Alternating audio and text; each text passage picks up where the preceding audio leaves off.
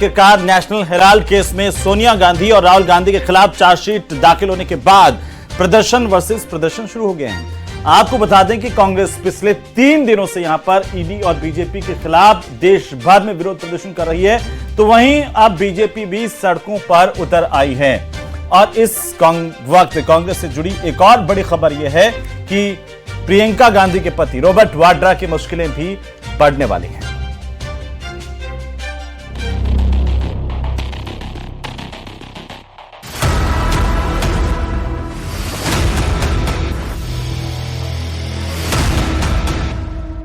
National Herald case में सोनिया राहुल के खिलाफ चार्जशीट के मुद्दे पर आज कांग्रेस और बीजेपी दोनों ने एक दूसरे के खिलाफ विरोध प्रदर्शन किया। दिल्ली में बीजेपी युवा मोर्चा ने कांग्रेस ऑफिस के बाहर विरोध प्रदर्शन किया। प्रदर्शनकारी बैरिकेडिंग पर चढ़ गए और घोटालों का हिसाब दो के नारे लगाए। चंडीगढ़ में भी बीजेपी कार्यकर्ताओं ने कांग्रेस के खिलाफ हल्ला बोला। विरोध प्रदर्शन उग्र हुआ तो पुलिस ने बीजेपी कार्यकर्ताओं पर वाटर कैनन का इस्तेमाल कर डाला। यूपी के अमेठी, हापुड़ से लेकर उत्तराखंड के कोटद्वार तक बीजेपी कार्यकर्ता सड़क पर उतरे और गांधी परिवार के खिलाफ मोर्चा खोला। दूसरी तरफ पटना में यूथ कांग्रेस विरोध प्रदर्शन करती नजर आई। कांग्रेस कार्यकर्ताओं ने रेलवे ट्रैक को जाम कर दिया। हालांकि कुछ ही देर में पुलिस ने प्रदर्शनकारियों को रेलवे ट्रैक से हटा दिया। भोपाल में भी कांग्रेस कार्यकर्ताओं ने हंगामा करने की कोशिश की, जिसके बाद प्रदर्शनकारियों को हटाने के लिए पुलिस को वाटर कैनन का इस्तेमाल करना पड़ा। इस बीच आज बीजेपी नेता अनुराग ठाकुर ने राहुल सोनिया पर ईडी की चार्जशीट को लेकर कांग्रेस पार्टी पर बड़ा हमला बोला। कोर्ट से लेकर सुप्रीम कोर्ट तक, यानी कि सुप्रीम कोर्ट से ऊपर एक सुप्रीम परिवार हो गया क्या? क्या न्यायालय इनके लिए कुछ नहीं है? अदालतें इनके लिए कुछ नहीं है? तभी तो हम कहते हैं कई बार इनके लिए family first, party next, nation last. इसमें और चार्जशीट है, बिल्कुल गलत चार्जशीट है। केस बनता ही नहीं है, केस बिल्कुल नहीं बनता है। इसमें ये अनपढ़ों की जमात है, जाहिलों की जमात है, क्या कहा जा सकता है इनको। वो तो इनके हाथ में एजेंसियां हैं, जैसा चाहे उसका दुरुपयोग कर। उधर ईडी के चक्रव्यूह में फंसे प्रियंका गांधी के पति रॉबर्ट वाड्रा की मुश्किलें बढ़ने वाली हैं। सूत्रों के हवाले से खबर है कि ईडी रॉबर्ट वाड्रा के खिलाफ चार्जशीट दायर कर सकती है। रॉबर्ट वाड्रा के खिलाफ एक नहीं 3 मामलों में चार्जशीट दायर की जा सकती है। पहली गुरुग्राम के शिकोहापुर लैंड डील के मामले में, भगोड़े हथियार डीलर संजय भंडारी के साथ उनके कथित संबंधों के मामले में, और तीसरी बीकानेर जमीन सौदे घोटाला मामले में। सूत्रों के मुताबिक तीनों मामलों में वाड्रा के खिलाफ एक साथ चार्जशीट दायर की जा सकती है। जो बीजेपी के जो चीफ मिनिस्टर हैं खट्टर जी, उन्होंने खुद बोला कि यहाँ कुछ गलत नहीं मिला और मुझे क्लीन चिट 2 बार ही मिला, 1 बार ही नहीं 2 बार ही मिला उन्हीं की सरकार से, इसी केस में। तो जब कुछ गलत नहीं हुआ, साबुत नहीं कर सकते हैं कोई भी चीज, ऐसे कोई प्रूफ ही नहीं है उनके पास, तो ये फिर से चलाने का क्या मतलब है? गांधी, नकली गांधी परिवार जो है, ये खानदानी भ्रष्ट और खानदानी चोर हैं। ये मैं इसलिए कहता हूं कि जीजा जी जमीन घोटाले में भूमाफिया बन के किसानों की जमीन हड़पते हैं। गुरुग्राम लैंड डील केस में ईडी अब तक रॉबर्ट वाड्रा से पिछले 3 दिनों में 18 घंटे तक पूछताछ कर चुकी है, जिसमें 2 दिन प्रियंका गांधी भी उनके साथ ईडी दफ्तर गई थी। हालांकि आज गुड फ्राइडे की छुट्टी होने की वजह से रॉबर्ट वाड्रा से पूछताछ नहीं की गई। एक तरफ नेशनल हेराल्ड केस है जिसमें सोनिया और राहुल गांधी फंसे हुए हैं, तो दूसरा लैंड डील का मामला जिसमें प्रियंका गांधी के पति रॉबर्ट वाड्रा से सवाल जवाब हो रहे हैं। तीसरी तरफ है सियासत, जिसका दोनों ही मामलों में पारा चढ़ा हुआ है। Bureau report, news 18।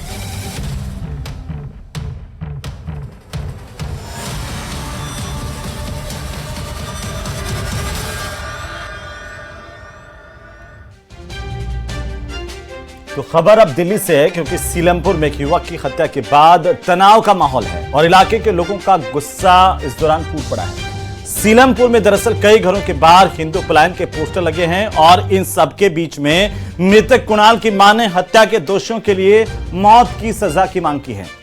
हत्या का आरोप मुस्लिम समुदाय के लड़कों पर लगा है और कुणाल की मां और पिता एक जिक्रा नाम की लड़की का भी यहां जिक्र करते हुए दिखाई दिए हैं। आरोप इस बात को लेकर कि मर्डर केस में जिक्रा का भी हाथ है। रिपोर्ट देखिए।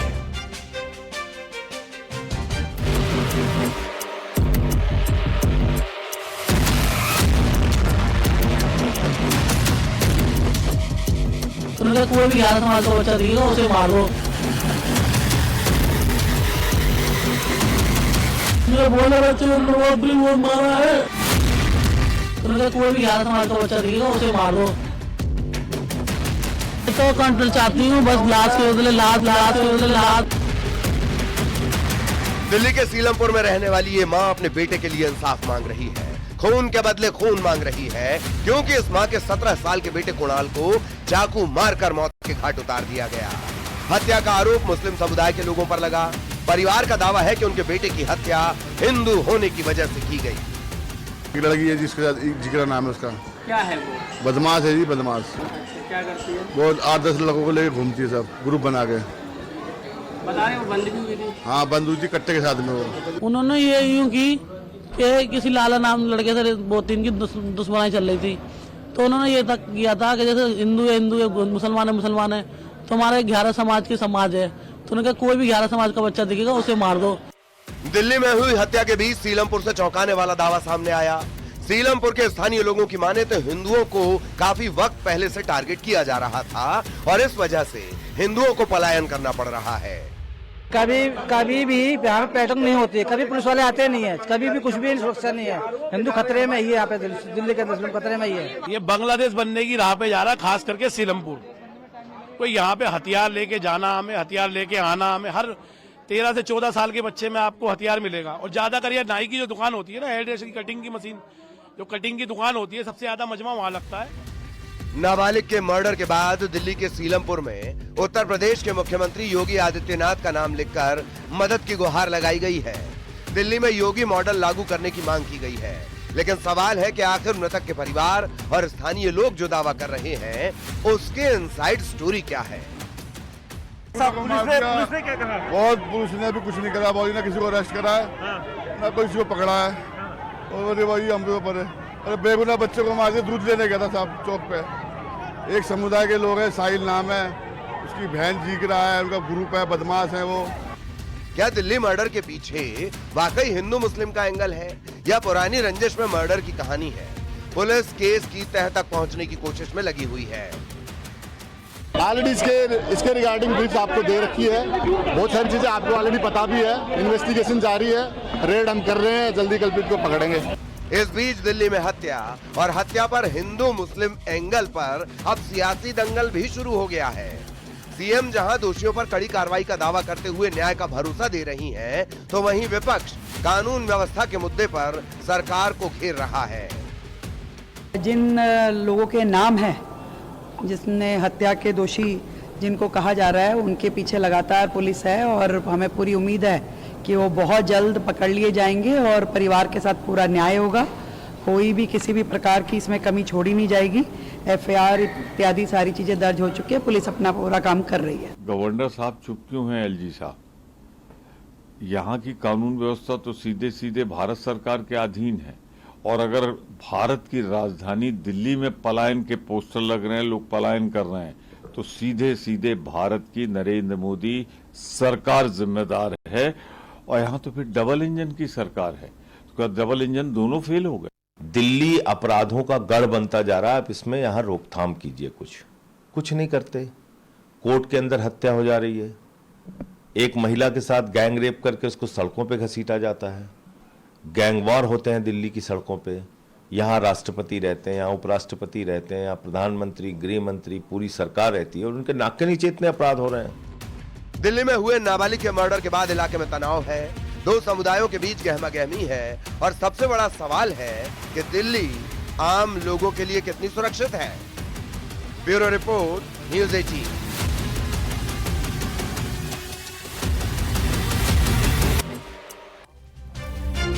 और चलिए अब बात करते हैं एक ऐसे मुद्दे की जो इस देश के करोड़ों हिंदुओं से जुड़ी खबर से जुड़ा हुआ है। सवाल यह है कि क्या देश में हिंदू खतरे में है?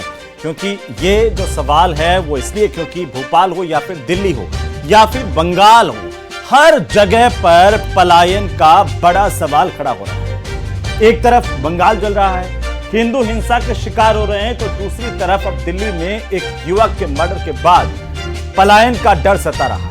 लोग खौफ में हैं और अपना घर छोड़ने को लेकर के मजबूर हैं। और इन आरोपों के घेरे में दरअसल मुस्लिम समुदाय है जिस पर मर्डर का आरोप है। दिल्ली के सीलमपुर इलाके में तनाव का माहौल है और आज इसी मसले पर देखिए ये खास रिपोर्ट।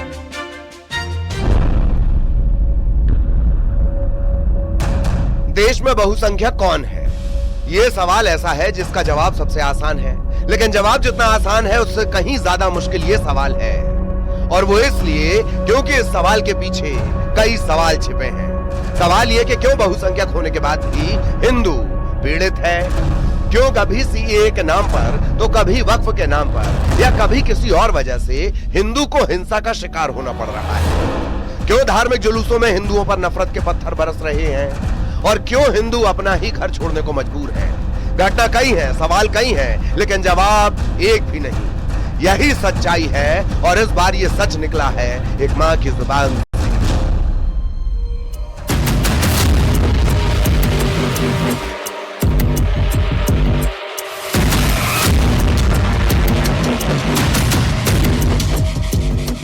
कोई भी 11 साल का बच्चा दिखेगा उसे मार दो। मेरे बोले बच्चे वो मारा है। कोई भी 11 साल का बच्चा दिखेगा उसे मार दो। तो कंट्रोल चाहती हूँ बस लाश के बदले लाश। दिल्ली के सीलमपुर में रहने वाली ये मां अपने बेटे के लिए इंसाफ मांग रही है, खून के बदले खून मांग रही है, क्योंकि इस मां के 17 साल के बेटे कुणाल को चाकू मारकर मौत के घाट उतार दिया गया। हत्या का आरोप मुस्लिम समुदाय के लोगों पर लगा। परिवार का दावा है कि उनके बेटे की हत्या हिंदू होने की वजह से की गई। एक लड़की है जिसका जिक्र नाम है उसका, क्या है वो? बदमाश है जी, बदमाश। क्या करती है? वो 8-10 लोगों को लेकर घूमती है, सब ग्रुप बना के। बता रहे हैं वो बंद भी हुई थी? हाँ, बंद हुई थी कट्टे के साथ में वो। तो यहाँ बता रहे हैं कि पहले भी कई हत्याएं हुई हैं। हाँ जी, पहले भी कई हिंदुओं के लड़के मार दी सब उन्होंने ये यूं की कि किसी लाला नाम लड़के से 2-3 की दुश्मनी चल रही थी, तो उन्होंने ये तक किया था कि जैसे हिंदू है मुसलमान है तो हमारे 11 समाज के समाज है, तो उन्होंने कहा कोई भी 11 समाज का बच्चा दिखेगा उसे मार दो। दिल्ली में हुई हत्या के बीच सीलमपुर से चौंकाने वाला दावा सामने आया। सीलमपुर के स्थानीय लोगों की माने तो हिंदुओं को काफी वक्त पहले से टारगेट किया जा रहा था और इस वजह से हिंदुओं को पलायन करना पड़ रहा है। कभी भी यहाँ पे पैटर्न नहीं होती है, कभी पुलिस वाले आते नहीं है, कभी भी कुछ भी सुरक्षा नहीं है।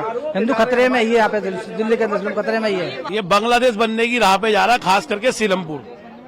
कोई यहाँ पे हथियार लेके जाना, हमें हथियार लेके आना, हमें हर 13 से 14 साल के बच्चे में आपको हथियार मिलेगा। और ज्यादा कर नाई की जो दुकान होती है ना, हेयर ड्रेस की कटिंग की मशीन, जो कटिंग की दुकान होती है, सबसे ज्यादा मजमा वहां लगता है।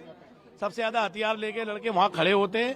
आने वालों को रोकना टोकना, लूटा पार्टी खुलेआम होता, प्रशासन का कोई कंट्रोल नहीं है। दिल्ली में नाबालिग के मर्डर के बाद इलाके में तनाव है, दो समुदायों के बीच गहमागहमी है और अब उत्तर प्रदेश के मुख्यमंत्री योगी आदित्यनाथ का नाम लिखकर मदद की गुहार लगाई जा रही है। ऐसी ही पुकार पश्चिम बंगाल से भी आई है, जहां मुर्शिदाबाद में हिंसा के बाद हिंदू पलायन को मजबूर है। बंगाल में हिंदुओं के साथ ऐसी बर्बरता की गई जिसे सुनकर भी रूह कांप उठे। मुसलमान लोग सब घर फाड़ तोड़ तार के आग में लगा दिया, गला कटाकटी कर रहा है। यहाँ से भागते हैं अपना मायके मिर्जा चौकी। আমাদের সব ঘর দুয়ার জ্বালিয়ে দিয়েছে। এখন আমরা ভয়ে, আমি 3টা বাচ্চা নিয়ে কোথায় যাব? কোন রকমে জান বাঁচিয়ে পালিয়েছি। 3টা বাচ্চা নিয়ে, 3টা বাচ্চার আমার খাওয়া দাওয়ার অসুবিধা। প্রশাসনকে বলছি আমাদেরকে একটু ব্যবস্থা করে দেন। दिल्ली से लेकर पश्चिम बंगाल और मध्य प्रदेश तक हर जगह हिंदू पलायन के लिए मजबूर है। आरएसएस की एक सर्वे रिपोर्ट में दावा किया गया है कि ओल्ड भोपाल में पिछले 3 दशक में करीब 3000 हिंदुओं ने पलायन किया। मतलब कि 3000 परिवार घर बेचकर चले गए, जिन्हें दूसरे समुदाय के लोगों ने खरीद लिया। राजधानी भोपाल का मामला नहीं है ये पलायन का, पूरे देश का मामला है। आज इस विषय पे बात हो रही है, मेरा मानना सन 1991 पे इस विषय पे बात हो जानी चाहिए थी, जब कश्मीर के हिंदुओं ने पलायन करा। बहुत गंभीर समस्या है, इसका बहुत सख्ती से निवारण होना चाहिए। अब मेरे पीछे के घर देख रहे हैं, उसमें ताला लगा हुआ है, जो यहाँ से जा चुके हैं। क्योंकि ये समस्या विकराल रूप ले लेगी आगे जाके। अगर इसकी अभी रोकथाम नहीं की तो हिंदू हिंदुस्तान छोड़ के कहीं जा नहीं सकता, और रहेगा तो पीड़ित है। ओल्ड भोपाल में हिंदू परिवारों का पलायन रोकने के लिए सांसद आलोक शर्मा ने 5 जून को समरसता सम्मेलन बुलाया है, जिसमें हिंदू परिवारों की काउंसलिंग होगी और ये जानने की कोशिश की जाएगी कि आखिर ऐसा क्यों हो रहा है। हिंदू परिवार मुस्लिम इलाके छोड़कर जा रहे हैं। साथ ही पुराने भोपाल से 5 जून को शोभा यात्रा निकलेगी, जिसमें बागेश्वर धाम के पंडित धीरेन्द्र शास्त्री मौजूद रहेंगे। उस पलायन को रोकने के लिए 5 जून कौन सी तारीख, बालाजी बागेश्वर धाम धीरेन्द्र शास्त्री जी इतवारे चौराहे के ऊपर पधार रहे ये हमारे पुराने भोपाल से हिंदू समाज का पलायन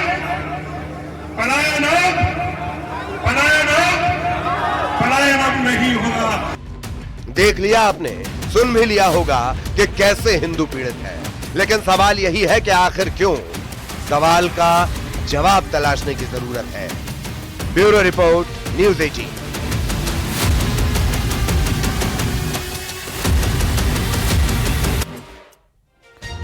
तो वहीं वक्फ संशोधन कानून की लड़ाई में अब औरंगजेब की एंट्री हो गई है। हिंदुवादी नेता साध्वी प्राची ने वक्फ का विरोध करने वालों की तुलना औरंगजेब की औलादों से कर दी। इतना ही नहीं, कानून का विरोध करने वालों को साध्वी प्राची ने भूमाफिया भी बताया है। खास रिपोर्ट देखिए।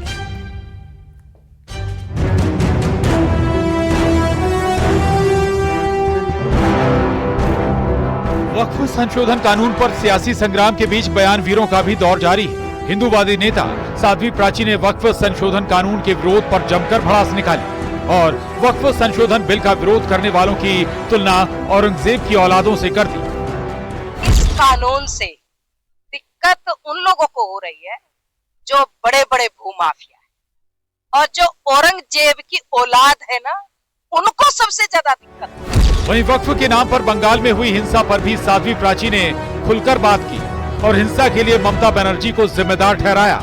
उन्होंने कहा कि इसके पीछे बड़ी साजिश है।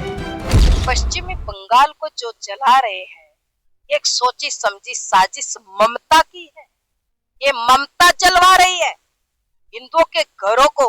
जो कश्मीर के हालात पैदा हुए थे ना, वो ऐसे ही। मैं तो सुनकर के कल मीडिया में दंग रह गई। महिलाएं 2-2 महीने के बच्चे को लेकर के निकल रही और कह रहे वहां के गुंडे, अपना घर खाली करो, अपने आदमियों को अगर बचाना चाहती हो, बच्चों को बचाना चाहती हो। आरोप तो यहाँ तक है कि वक्फ संशोधन बिल के नाम पर देश में माहौल खराब करने की कोशिश की जा रही है और दबाव बनाने की राजनीति की जा रही है। लेकिन माना यह भी जा रहा है कि गरीब मुसलमानों को मुख्य धारा से जोड़ने की कोशिश में जुटी सरकार भी पीछे नहीं हटने वाली। Bureau report, news 18। तो वहीं वक्फ संशोधन कानून को लेकर संत समाज सरकार के समर्थन में आ गया है। संत समाज की सुप्रीम कोर्ट से अपील है कि वक्फ बिल में संशोधन सरकार के द्वारा किया गया है, जो गरीब मुसलमानों के हित में है। संविधान चलता है और वक्फ बोर्ड का कोई संविधान नहीं है। इनकी अदालत होगी, वही मुकदमा चलेगा और वही फैसला देगी। फिर भारत का क्या मतलब है? सुप्रीम कोर्ट का, आज सुप्रीम कोर्ट के अंदर ये गया है तो क्यों गया है? ये प्रधानमंत्री मोदी की देन है। बता दें सुप्रीम कोर्ट कि इससे पहले कोई मुकदमा वक्फ बोर्ड का उसके पास आया हो या वक्फ बोर्ड के माफिया उसकी शरण में गए हों, वक्फ बोर्ड सुप्रीम कोर्ट को समझता ही नहीं है। ये तो उसकी मजबूरी है। सुप्रीम कोर्ट ने कुछ तथ्यों को निकालने की बात की है, लेकिन ये विचारणीय है और इस तरह की बात नहीं रखनी चाहिए। मैं तो मानता हूं कि जो भारत सरकार ने जो बिल को रखा और पेश किया है वो बिल सराहनीय है और ऐसे ही बिल को कोर्ट को भी स्वीकार करके और उसे सदन से न्यायालय से पारित कर देना चाहिए। कि जो भी संपत्ति है उसका सीधा मतलब है कि आप अच्छे कामों में लगाइए, जिससे लोगों का भला हो, एक समुदाय का भला हो, मुस्लिम समुदाय का भला हो, उनकी रक्षा हो। उनके हितों के लिए था वो बोर्ड जब बना था। लेकिन इसके विपरीत कुछ अताताई लोग उसको हड़प करके बैठे थे, तो आज उन्हीं लोगों को कष्ट हो रहा है, बाकी मुसलमान सब प्रसन्न हैं। तो चलिए इसी के साथ ही देश प्रदेश में आज के लिए फिलहाल इतना ही। कल इसी समय पर फिर से देश प्रदेश की खबरों के साथ हम हाजिर होंगे।